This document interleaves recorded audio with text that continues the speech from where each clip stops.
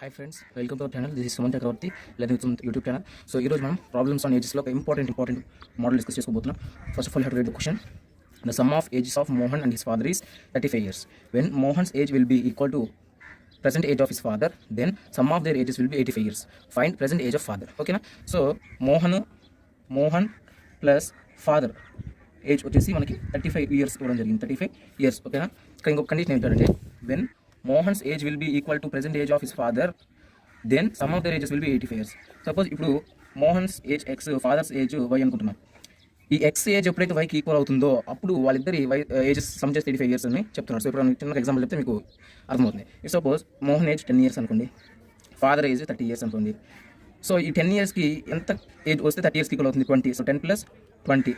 So 20 years వస్తేనే 30 year వాళ్ళ ఫాదర్ ఏజ్కి ఈక్వల్ అవుతాడు. సో ఇతను కూడా అప్పటికి 20 ఇయర్స్ వచ్చి ఉంటాయి కాబట్టి 30 + 20. సో ఇక్కడ మొత్తం 30, ఇక్కడ ఒక 50, మొత్తం యాడ్ చేస్తే మనకి 80 వాళ్ళ సమ్ 80. అంతకుముందు ఈ 20 ఇయర్స్ యాడ్ చేయకముందు సమ్ ఎంత? 40.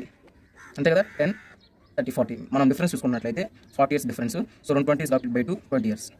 అంటే ఇక్కడ మనం అర్థం చేసుకోవాల్సింది ఏంటంటే ఈ మెథడ్ ద్వారా మోహన్కి ఎన్ని సంవత్సరాల తర్వాత వాళ్ళ ఫాదర్ ఏజ్కి ఈక్వల్ అవుతాడు అంటే మోహన్కి 20 ఇయర్స్ వచ్చిన తర్వాత వాళ్ళ ఫాదర్ ఏజ్కి ఈక్వల్ అవుతాడు. ఓకేనా? అలా మనం ఫైండ్ అవుట్ చేయొచ్చు. ఇప్పుడు మనం ఇక్కడ చూసుకున్నట్లయితే first 35 years sum of his father and Mohan 35 years, x plus y 35 years. ఓకేనా? ఆ తర్వాత ఎప్పుడైతే మోహన్ ఏజ్ వాళ్ళ ఫాదర్ ఏజ్కి ఈక్వల్ అయ్యే సిచ్యువేషన్ వస్తుందో ఆ సిచ్యువేషన్ అప్పటికల్లా వాళ్ళిద్దరు సమ్ ఆఫ్ ఏజెస్ ఎంత అయిపోయి 85 ఇయర్స్ అయిపోయి. మనం ఒకసారి మనం డిఫరెన్స్ చూసుకున్నట్లయితే 50 ఇయర్స్ బై 2, సో 25. అంటే మోహన్కి ఇప్పుడున్న ఏజ్కి 25 ఇయర్స్ వస్తేనే వాళ్ళ ఫాదర్ ఏజ్కి ఈక్వల్ అవుతాడు. అంటే ఇప్పుడు present age Mohan X, so X plus 25 is equal to Y అని చెప్పుకోవచ్చు. అలాగే మనం ఫస్ట్ ఈక్వేషన్ రాసుకోవచ్చు. ఇక్కడ X plus why is equal 35 years ఉంది.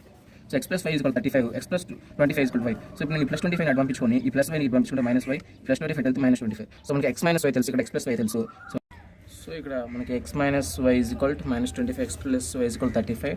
So plus y minus y cancel అవుతున్నప్పుడు ఇక్కడ ప్లస్ ఎక్స్ 2x.